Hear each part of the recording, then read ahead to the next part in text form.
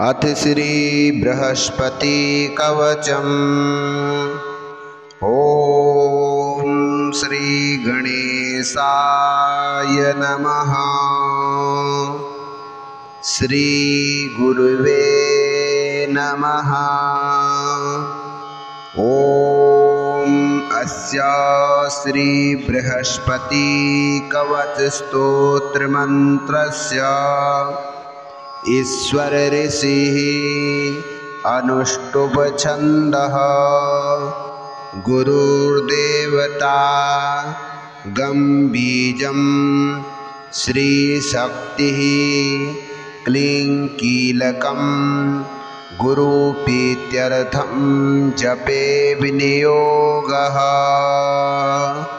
ॐ अभीष्टफलदं देवं सर्वज्ञं सुरपूजितम् अक्षमालाधरं शान्तं प्रणमामि बृहस्पतिं।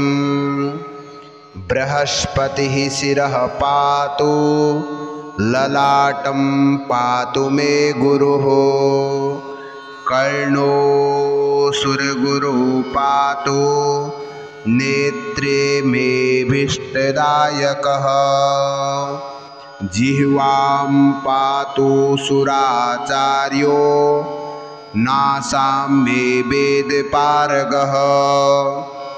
मुखं मे पातु सर्वज्ञो कंठं मे देवता गुरुः। भुजावाङ्गिरसः पातु करो पातु शुभप्रदः। स्तनो मे पातु वागीशः कुक्षिं मे शुभलक्षणः। नाभिं देवगुरुः पातु मध्यं पातु सुखप्रदः। कटिं पातु जङ्घद्यः उरो मे पातु वाक्पतिः। जानुजङ्घे सुराचार्यो पादो विश्वात्मकस्तथा।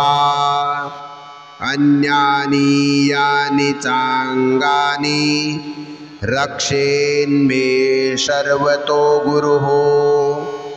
इत्येतत्कवचं दिव्यं त्रिसन्ध्यं यः पठे नरः सर्वान् कामान् वाप्नोति सर्वत्र विजयी भवेत्।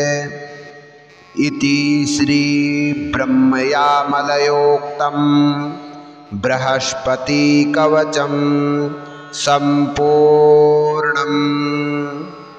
इस प्रकार से जो व्यक्ति इस बृहस्पति कवच का नित्य ही पाठ करता है अथवा इस बृहस्पति कवच को नित्य ही श्रवण करता है, भगवान बृहस्पति की कृपा से उसके कंठ में हमेशा माँ शारदा का वास होता है, बल बुद्धि की प्राप्ति होती है।